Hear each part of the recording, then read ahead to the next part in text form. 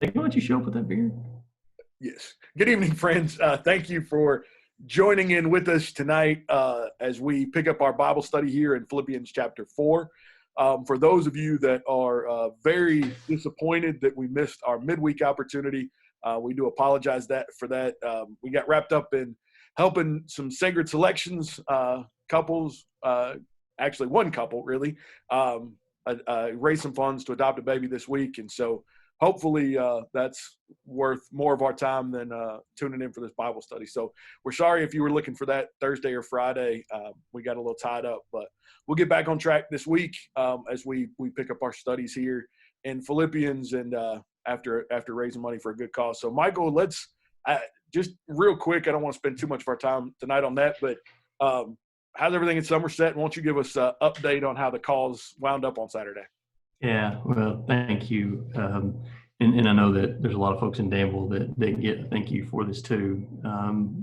As you and I have discussed many times, we both have come to Sacred Selections with similar experiences in that we kind of attended a dinner with a very shallow understanding of what the organization is, and kind of left blown away and affected. And so that certainly speaks for Tara and I. And so, we were hoping to have a nice dinner and all the fun stuff that we've done in the past, but we were kind of driven online by the present distress, as our friend Paul would say. And in that we were very blessed.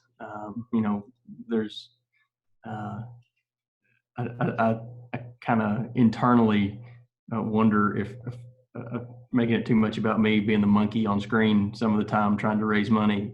But I hope that the intent was clear that there's a really, really good family that's really the people that need to be praised about this. Me and you had 3 days worth of work and they've got a lifetime. And so to be able to help them, that's just an obstacle that's in the way of a kid getting to a home. And so if we can help them get rid of that obstacle, that is a blessing that I'm happy to be a part of. So thanks everybody for your help in that. Yeah, it's a great cause. I think we met our goal, far exceeded what we really had any idea of anticipating. So, Yeah. and it seems like every time we get to the end of one of these Sacred Selections dinners, I remember that first year, us standing around out back and trying to figure out how we did it. And it seems like every year we have the same conversation at the end of the night. Here we raise money and we're able to help another baby, and we have no idea what we're doing. But Yes. we'll keep doing it. Yeah, I mean, it really does. And again, I know this is not what this study's about, but it really does speak to the fact that if you'll have a little bit of faith and let God do his thing, that there's really cool things that can happen. Because we were even hesitating about doing anything online and didn't know if we would be able to raise any money at all in that fashion. And we really didn't have a sophisticated auction system. And it was low budget, trying to slap it together. But in the end, God can use pretty meager tools such as myself. But there's a lot of good people that help get the job done. So it's a very edifying weekend. Yeah, for any of you that look at these things and think that they're done professionally, we assure you that we've ham and egged every single one of them. I can't imagine anybody watched any of that and thought it was done professionally, but whatever, go ahead. All right, so let's get into our study tonight. Again, thank you all for tuning in. Again, comments, messages, we greatly appreciate them, and we're enjoying the study. So hopefully it's been beneficial for you too. So as we turn into chapter 4, chapter 4 begins with the big therefore. So Paul is drawing this huge letter to a conclusion for the Philippians, and while it's not maybe a conclusion that I would write, because we're going to deal with a ton of material here, and we may end up breaking chapter 4 into a couple of different parts before we're done. But there's tons of stuff here as he kind of puts a bow on his thoughts and then continues to encourage, which is something that we see heavily through all of Paul's writings is a ton of encouragement, as both he's giving instruction and then wanting them to do even more. Take what I've given you and do more and expound upon it and be even better. So out of the first couple of verses that we get in here, I think, Michael, your first question came from verse 2, verse 3. Yeah, and I'm going to back up a little bit. I like what you said. He starts with therefore, and he's already said, and he started what we would call chapter 3. He started with finally. I think he's tried to close this a couple of times, and he keeps thinking of other things to say. But his therefore, in the more specific context, as Paul's writing this letter, it's a very simple thought. But remember, the chapter breaks are ours, not Paul's. And so when he says, therefore, his immediate context there is that citizenship of heaven thing that we talked about at the end of chapter 3. And so trying to help the Philippians understand that they are a colony of heaven, that their citizenship is not in Philippi and it's not Roman, but it's heavenly. And I think that mindset that mindset helps explain what he's trying to say in the first part of chapter 4, in my judgment, that, hey guys, we're citizens of heaven. We got to get above petty disagreements and disunity. Does that sound like what citizens of heaven would do? At least that's what I think about when I read the first part of chapter 4. And so that therefore I think is or so then, or however your translation renders that in the very first verse of chapter 4 is important because it sets the context. And then and so verse 2 just talk about these ladies who we know from verse 3 labored side by side with Paul, right? These are not new converts dealing with some issues that they're dragging in from pagan backgrounds, newly Christians. These women have labored with Paul, and so we know it's been some time since Paul has been in Philippi personally, and so these are women that have been Christians for a while, and yet we learn in verse 2 that they do have some kind of disagreement. They're at odds about something. And my specific question or point of study I'd like to start with is in verse 3. We learn in verse 2 that these ladies have got this disagreement. In verse 3, Paul asks for help from a third individual. Depending on your translation, they could be called a yoke fellow or a true companion or a true laborer or something like that. He says, I ask of you, yoke fellow, true companion, to help these women. And so that started kind of a path of study for me. And it's if he is referring to a proper name, that is just the translation of that name is yoke fellow or true companion, and it's kind of a play on words. It wouldn't be the first time Paul ever did that. Onesimus would be an example of that in the book of Philemon, where he kind of uses what the name means and uses it in a play on words in a sentence. So if the Greek word there, we talked about this, and I'm going to let you say it, but it's in the neighborhood of souzigos or soutsigos. If that is a proper name, he's asking this person, I'm asking you, soutsigos, to help these women. So who would soutsigos be in that context? So we got these two ladies.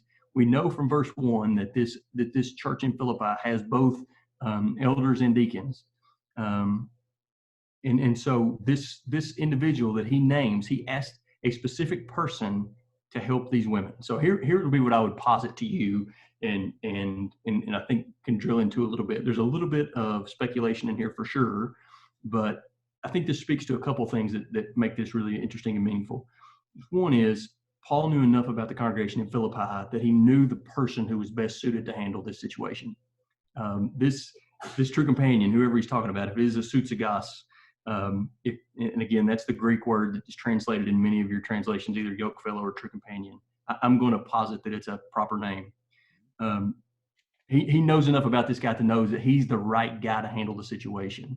So it speaks to the intimacy of knowledge that Paul had with this congregation. And secondly, what he asked this guy to do. So again, some speculation, but if soutsigos is an elder, or if he is perhaps an evangelist, whatever his role is, Paul knows who he is. He says, in your role, soutsigos, you know these women, here's what we need to do. We need to, at all costs, make sure that we make them be quiet so they don't harm the reputation of the church. Or we need to make sure that you just separate them so they don't cause more disagreement than needs to cause. Or hey, you just need to make them get in line, right? So he could have said any of those things, but instead what he says is help these women. I just think that is a verse I've read over 100 times. But I think in that verse is a fascinating insight to what Paul thought about the role of overseers or evangelists in the church. Right. And so this is, to kind of set this up, this is a classic example of verses that many of us read 1,000 times and never hear, never listen to, never stop and think about, because we're trying to get on down to verse 13. I can do all things through Christ who strengthens me. We're trying to just jump ahead because we kind of know what's coming, and we skip over this. So, but it's very, very significant, I think, to stop here for a minute, for several reasons. So these women, again, conjecture is all we can do. So, we talked about this timeline in the past, right? But from the time that Paul gets to Philippi and Acts 16 happens till he comes back again is about another 5 to 6 years.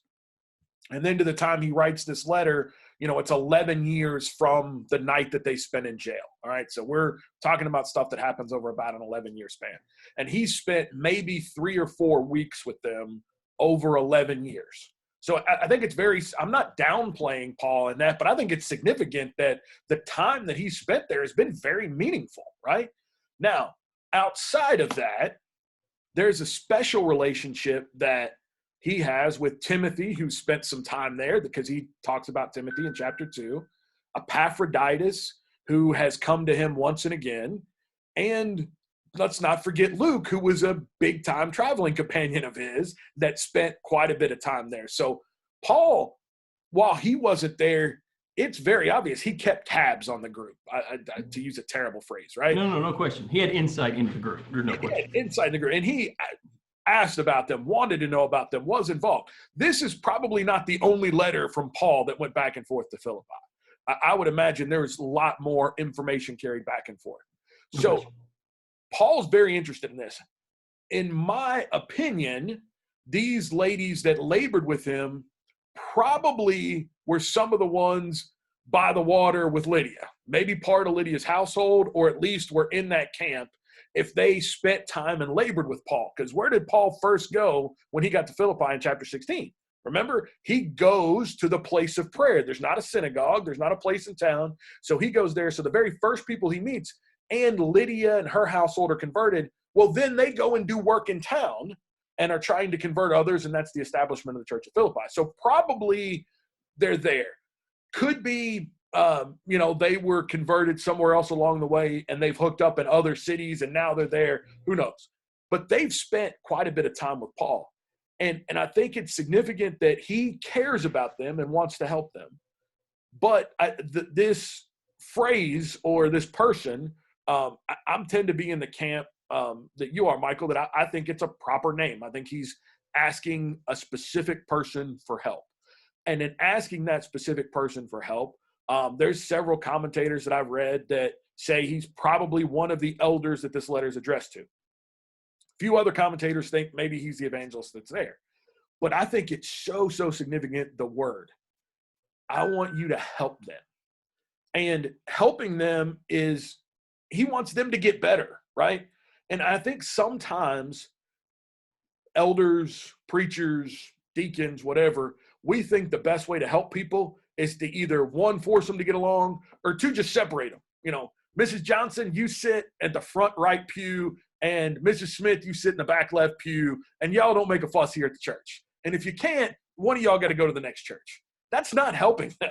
That's not making this better. But what he's asking this brother to do, this true companion, this yoke fellow, this brother here, he's saying, I want you to counsel them. I want you to sit them down, and I want you to counsel them. I want you to work through their problems together so that they can be unified, so that they can be of one mind, of one heart, of one soul, so that the body is better. And friends, this is what we should do with every conflict within the church. I mean, we can't agree to disagree. I think that's nonsense. I think it's the dumbest thing I've ever heard, is that, we just don't agree on some things, so I'll sit in my pew, you sit in your pew, and let's just not talk to each other. That's nonsense. We're a family. we should be a close-knit family, and we have to depend upon one another. So I would submit that their getting along, their help, their counsel, their drawing in strength together is for the mutual benefit of the entire congregation, because it's that important. Yeah, just two things to kind of follow up on that idea. One is, I would argue that, stated specifically, the role of elders is not to just avoid confrontations in the church, right?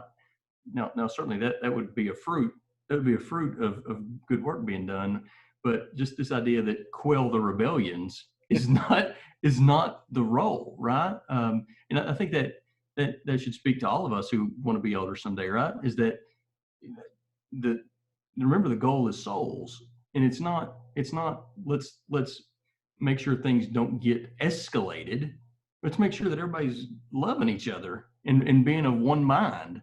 As he says several times in this letter, that he says in chapter 2, and he says it again here, that everybody be of one mind.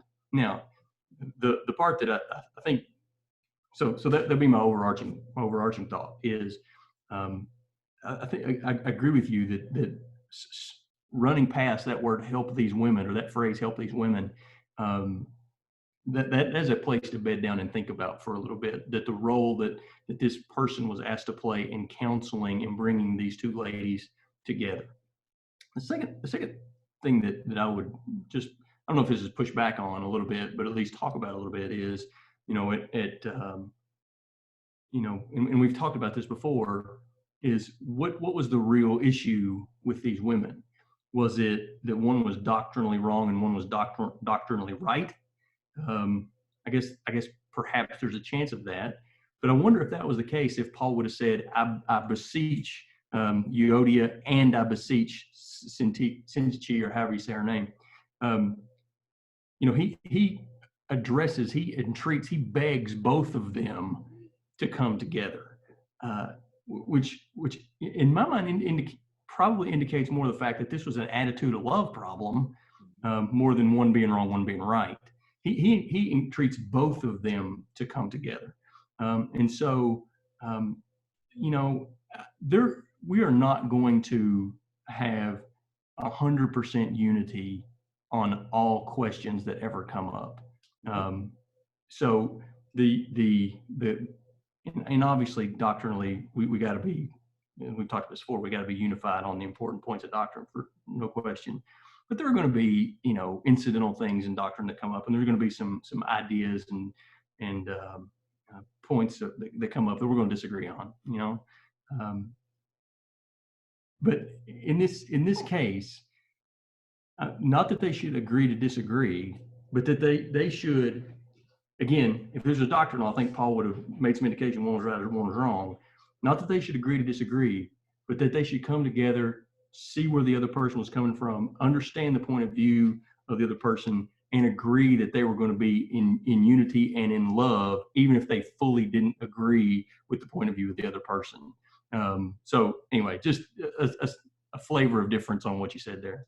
Right. And I think that's significant. There's a couple of things that I don't want to get too far down some tangents on the role of elders, but I think it's very significant that we stop there for just a minute and understand that the role of elders sometimes gets boiled down to, and again, I'm not knocking, I think it's rightfully so within scriptures, those that ascribe to be an elder and those that are elders, it is a work worthy of honor. But I think sometimes within some congregations, we boiled it down to either waiting for that fiery stand for the truth where you got to throw a false teacher out the doors, or you're, maintenance books and records keepers, right? You're just making sure the checks are signed, everything's taken care of, and you're, doing scheduling. Well, while those are functions of elders, when I look at the scriptures, when I step back and understand what shepherding the flock is, 90% of it's counseling. 90% of it is making sure that everyone is going along the path that they should, shepherding them, guiding them, teaching them, loving them. But all that takes place in counseling. That takes place in sitting down and talking with each member and each family about where they're at, what their struggles are, how to help them, what can be done for them. how they can continue to evolve. Some of the best moments in my life, and I can speak for me, is I had elders come and put their arms around me at a fairly young age and say, son, I think you need to be doing some teaching. And I remember just thinking, like, no, I shouldn't. Like, not me. Like, you're out of your mind. But Brother Randy Taylor, I'll never forget it, put his arm around me and said, hey, I want you to start working on a Wednesday night talk, and I want you to start, doing some leadership stuff, and I want you to start teaching. And I believe in you, and I think that you'll do a great job with it. And I remember being so encouraged and so lit up. And that along the way led me to where I'm at right now of that encouragement. But without that shepherding, without that counseling, without that love, without looking out, I probably never start preaching. I probably never start teaching without that encouragement. So I think that's so critical here. And when you're asked to boil down this problem, it's not a simple, you all stop fussing. There's so much more involved in that. So I think that's very significant when we talk about what the role of the elders are. I think it's also significant that we have to get past some of these. Michael and I have been friends, goodness, we're probably pushing 18 years anyway, that we've known each other, and very close and had lots of conversations. We don't agree on everything. I mean, we've had several conversations where it's just like, I can't see it. And not to air our dirty laundry here in some of the stuff, but we've come to the end of a conversation and said, I can't get there. But that's okay. I mean, it doesn't stop the fact that we love each other. It doesn't stop the fact that we care about each other, that we value each other's opinions. We can just see things differently. And one of the cool things that I've always appreciated about these conversations is sometimes I can't see that yet. And I remember that early on when we were studying some things in the Bible, I'm fairly certain Michael's the one that said it to me, is just, I can't get there yet. I'll keep looking, but I just can't get to where you're at yet. And I remember thinking, like, that was profound at the time. Like, you know what, that's awesome, because one, it's honest, and two, it's, maybe just where I'm at, in my studies, in my theology, in my faith, I can't get to where you are, but maybe I get there, or maybe I lead us in a completely different direction. But I think that's so important that we can disagree on stuff, still love each other, still help each other. But it's about having that same mind and that same goal. We're trying to get to the same place, but sometimes we've got to work out some different things to get there. Yeah, there's a study with humility kind of lesson that's baked in there, right? Is don't fall in love with your own stuff. Make sure that you bounce it off somebody smarter, which is what I've tried to do, and I think mostly to my benefit. So I didn't mean to dwell on Suchigos there, but I think that's a really, really interesting point that I had often bounced over. So that point in verse 3. And I'll step one more here if you'll let me. And the two things. One, at the end of verse 3, no need to really dwell on it, but that phrase, whose names are in the book of life, is a phenomenal phrase. And I don't know how many times Paul really uses that phrase. I know John uses it, but as far as Paul using it, I'm not sure how many times. But again, that's not what I wanted to dwell on. But just don't. That's one not just to just run over the rest of my fellow workers whose names are written in the book of life. And Paul was certainly familiar with that concept. And one quick thing there. Again, I don't want to get too far away from that, but I think that also puts to bed, if anybody in the congregation was taking sides, this one's right and this one's wrong, Paul says, both their names are in the book of life. Both these sisters are good sisters, and I love them, and they help me, and I still love them. That's why we got to work this out, but don't go picking sides here, because that's nonsense. And that, again, I'm going to jump back. I don't want to dwell on it, but the fact that this issue that they had, the resolution of this issue, certainly it was for the church's benefit, and I'm but more than that, they needed help. Even these women who had a ton of experience and had given to the church and would so in the future, they needed help.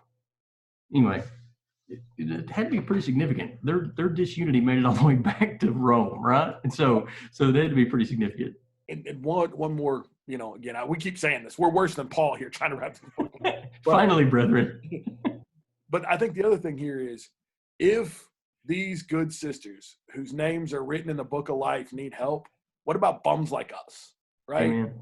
We have to approach this stuff with far more humility, not thinking we've got it all figured out. But sometimes a third party can put their arms around us and help us in ways that we can't see. So I think it's also significant that even based on their character, they could still use some help. We all can. And so for verses 4 through 9, I'm going to put those in a bucket, at least in my study, and say I put those through the filter of, or I understand those through the filter of that citizenship of heaven, because I think that concept colors all those ideas. So when he says, rejoice in the Lord, let your reasonableness be known, don't be anxious, the peace of God regards your hearts and your minds. Why is all that stuff true? Well, it's because, guys, you're citizens of heaven. You're stuck in Philippi for a short time, but you're citizens of heaven. Why should you think on things that are true and honorable and just and pure and lovely? And verses we're pretty familiar with in verse 8. Why should our minds be focused on those things? It was because, we're citizens of heaven. Is that if our minds are focused on petty disagreements, verses 2 and 3, right? Where's our citizenship? We are wasting our time dealing with the issues of a country that is not ours. The issues that we need to be grappling with are the issues of helping these women, because that affects their true citizenship.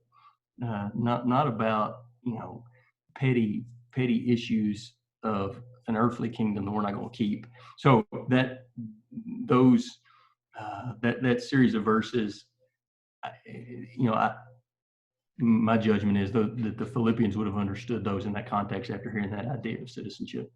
And then I think that not only was written to the Philippians, my guess is that was written also to these women, in a certain way, that he wanted them to focus on things that were pure and honorable and lovely, rather than whatever they had been focusing on. And I meant to say this earlier. Can you imagine being one of these ladies and sitting in Philippi the first time this letter was written?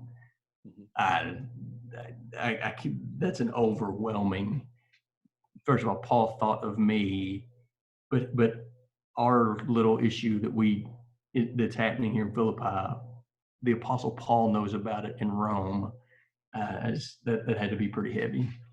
Yeah, I think to your point there, it strikes home in a myriad of ways. I think it's the full gamut of emotions, right? Excitement, awe, shame. We got to really fix this. This we can't be acting like this. And then, yes, especially with the words right after that, if again reading this just straight through, help them whose names are in the book of life, rejoice always. How can you not think that that's completely directed at you? If you're sitting on the, tree stump or bench or rock or whatever there, since they can't have pews, you can't, to me, I don't think they can get away from that.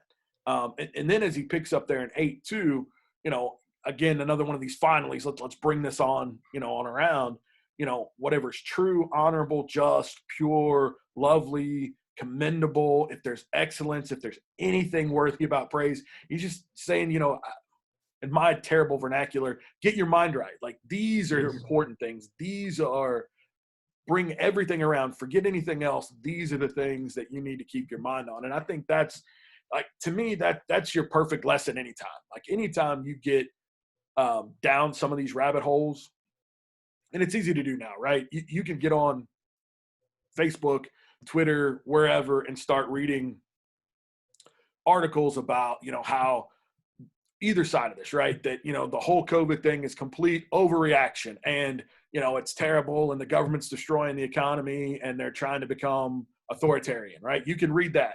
I can assure you. I'll point you to the articles if you haven't read that yet. On the other side, you can read people that are saying, no, this is serious. This is a medical issue. This is a condition. We need to be afraid of it, and we need to take precaution. and, on down the line, and everything we're doing is right. So you can be on either side of that argument. And I've seen and read very, very intelligent people speak on both sides of this argument, right? But for me, sitting at the house, all it does is paralyze, right? I can get down the conspiracy theory hole pretty quick, or I can, be paralyzed with fear, or I can turn over here and say, you know what? Let's think about something else. Whatever's pure, whatever's honorable, whatever's just, let me point my mind to what's right and what I can do. So it's times like this where, especially where you can get sidetracked pretty easy, that, some simple verses can kind of bring it back. Boys, this is what's important.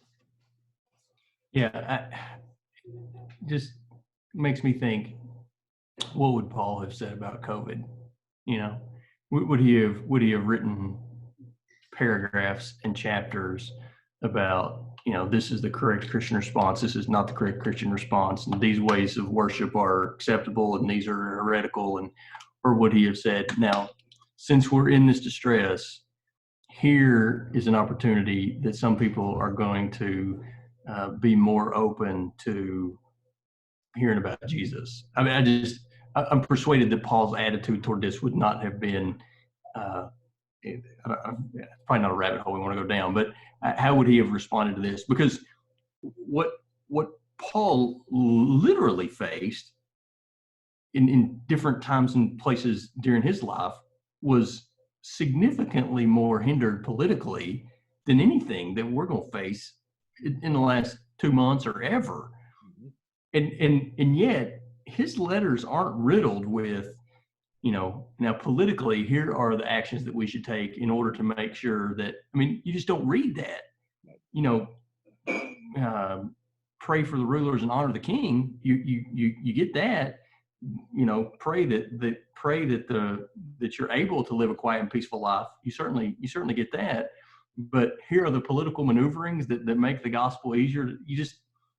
Maybe Paul was thinking about those things, but he didn't think they were worthy to put in these letters that were going to the churches. Right. And remember, the guy that he's telling you to honor is Nero too, right? Like, let's be clear about, Paul was serving under a dip. No, he was one of the worst guys that ever lived. Like, that's who Paul's writing about at that time. So I'll put Nero, if you want to go down the canon of history, I'll put Nero against Hitler, Stalin, any of them. Nero's got to be right up there with any of the worst bad guys we've ever seen in history. And Paul says, yeah, you honor him. He's not, telling you to join the, Neo party and, here's how we should fight and rise up the government and overthrow him. There's just none of that. As a matter of fact, what he's doing, he's trying to convert people that work at Nero's household. Right? All emperor's household. He's converting the guards. He's not just trying.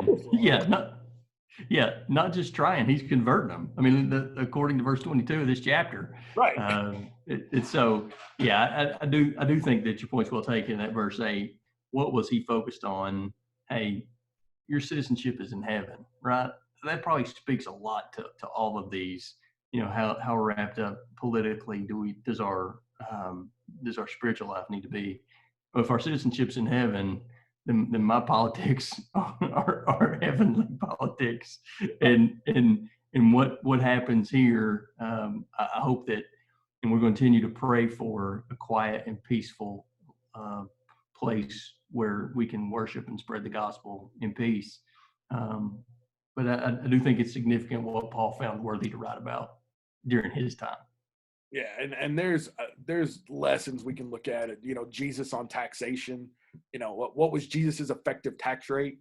And I love having this conversation with the CPA of, when you look at Jesus owned zero property, he had no income. Yet he's asked for taxes, right? So he tells them, go get the fish. And they come up, and so Jesus's effective tax rate was infinite. It was, 1,000%. He was taxed on having absolutely nothing. He had to go find gold coins in the belly of a fish to pay the taxes, right? So, the things that we get upset about and the things that oftentimes monopolize space in our mind and our heart and with our energy, I just wonder if the Apostle Paul, if Jesus were sitting here, they wouldn't be shaking their heads at us. Because we make these goofy rationalizations like, well, they never dealt with that.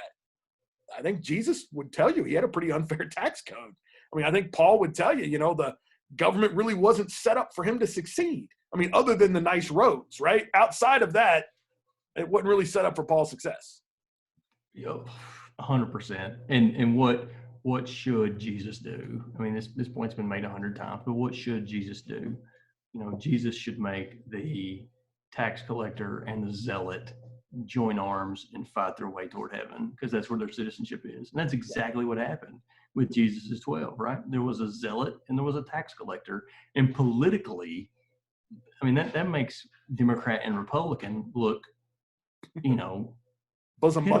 Right. Yeah, in comparison, right? So when you take people who are that ideologically and politically completely opposite ends of the spectrum and put them in unity fighting for something bigger, I would imagine that they had some fascinating conversations around the fire on the beach in Capernaum, right? Or wherever. I mean, I just, when the 12 were together, I bet they had some political thoughts that were not simpatico. There's no question. What happened when they got sent out 2 by 2 without Jesus? Or when Jesus fell asleep in the boat? I mean, can you imagine how they mixed it up? I hope those two got paired together. But anyway, the point remains, what Jesus said, and what Paul says to these brethren here is, whatever the disagreements of these ladies were, whatever the legitimate ideological differences would have been between those guys, finally, brothers, whatever is true, honorable, just, pure, and lovely, think about these things. I just think there's a lot of wisdom in that, not getting wrapped up in the affairs of, again, a place that is not eternal. Right. Yeah. The affairs, the current narrative. I mean, all of that. There's, I've said many times, in studying through these things, I believe you can find a reason to be unhappy every day, and you don't have to look that hard. I think it takes more for us to look past what everybody else is upset about. And I think when we look at the fact that Christians ought to be radically different than the rest of the world, one of the first things is what what our mind's focused on. I mean, that should be the first thing that sets us apart. If the rest of the world is fussing about something and we are essentially agnostic to it, look, boys, I understand you're upset about that, but I'm thinking about things that are true and honorable and noble, and I'm trying to convert souls here, and what the tax code is next year, it's just really not my concern right now. I mean, I'm about other things. That's going to be a stark contrast. Now, when we are just as fussy and miserable as the rest of the world, I think it's a hard sell for me to say, hey, come to my church and be like me when I'm as miserable as you are. I mean, there's a huge disconnect there. But when we're rejoicing in the face of adversity, when we are carrying joy in the midst of trials, those are things that people look at and say, hey, why aren't you acting like I am? Something's different here. Something's, right or wrong, but I need to further investigate why you're different from me, because I don't really like how I feel. Nobody likes to feel miserable. I mean, whoever the Debbie Downer is that really doesn't like to be that way. That's just how they are and what they've always known. If they could live on the brighter side of life, I think all of us would choose to. And I think that's part of the fight here in 8. Yeah. Again, where we are currently, how are the circumstances affecting our spirituality? I think that there's a difference between being under the circumstances and being above the circumstances. And Paul is making an argument here for these people to be above the circumstances that they're in. And so anyway, I think that would be the at least maybe for this study where I would leave it is, why is that life of a Christian different? Why can people see that peace, Mike, in you, that when in your position, when the market's down 500 points and everybody's on the edge of the buildings peering over, wondering if they're going to jump off, why is there a different attitude? Our citizenship is somewhere else. right? And so politically and financially, we're going to try to make good decisions, but we ultimately know that our citizenship and the hard questions deal with something else. And if I think that attitude is it's pretty salty. It's distinctive. Mm-hmm. Yeah, that's what can spread, I think, too. Let's put a bow on that, because I think there is zero chance we can start to tackle 10 through the end of this. We can start. There's zero chance we're going to get through it. I think that's some good thoughts to leave on tonight. So, kind of the sum of what 8-9 verses that we looked at was really two things. One, there's some good sisters that's names are in the book of life that have a disagreement and they need some help. And I think it's significant that good sisters can need some help. I think it's significant that whether our true labor, true companion, however we pronounce his name, I'm not going to butcher it again. It's a guys. And that he can help, and that's that I don't think that's an out of the character question. I don't think he would, when he was reading this, would say like, I'm not the guy. I think that's part of this, that that's an expectation for him to get involved and to help, and that should be an expectation, something that we look to get involved with when we can, to help either mitigate disputes, to help people grow together in unity. And then, and I wonder also if this issue was just, I don't know, we said we're going to be done. If this issue was just simmering underneath the surface, maybe it was something that, to your point, they'd just gone to their corners, and this was just simmering, and it had been for some time. And the church was kind of going along, everything in Philippi was okay. They had elders and deacons. Obviously, there's some good things going on there. But these two sisters had been there a long time. They just knew that this thing was simmering, and it's under the surface. It's not outright. It wasn't in any significant way hindering the greater work of the church, at least as anyone from the outside would see it. And yet it was significant enough that Paul said these two women need help. They need help because they are in danger if they continue to go down, even though they're in the book of life now, they're in danger if they continue to go down this path. And so this is certainly, there's some benefit for the church, but the church seemed to be going along okay. This wasn't like this was a huge, roaring fire. At least it doesn't appear, but it was, even if it was simmering under the surface, I think there's just so much value in two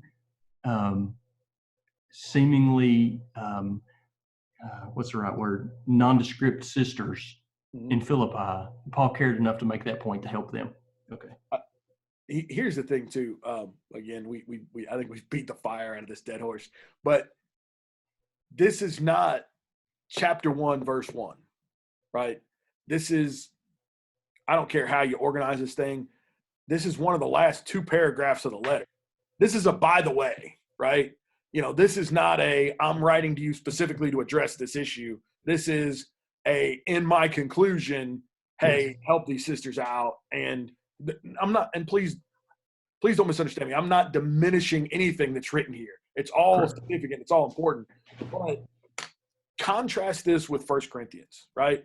Out of the gates, you guys are way too high on your own horse. You guys are worried about who's baptized who. You think you're so smart and you're a bunch of clowns. And he starts to hammer from, really about verse 7 or 8 of chapter 1 through the rest of it. And here we are at the end, he's wrapping things up here when he points to this. So to your point, it's obviously not splitting the church. It's not. Correct. That's what I was saying. Doesn't seem to be divisive. Divisive event. However, it could become that. Maybe untreated, it's a scratch right now, but untreated, it's a boil, right? That, let's get out in front of this. Let's get ahead of this. But again, significant enough that Paul knows about it in Rome, significant enough on his heart that he wants, again, if it's a play on words or not, but his true companion, right? His brother that's yoked, whether that guy's an elder or the preacher here, make no mistake, Paul still cared about him. And he wanted to entrust somebody that he cared to step in and to help and to counsel these two women. I love it. thank you all for joining in. We appreciate so much the fact that you're here, that we're getting views and comments and things. Can't tell you how much we appreciate that.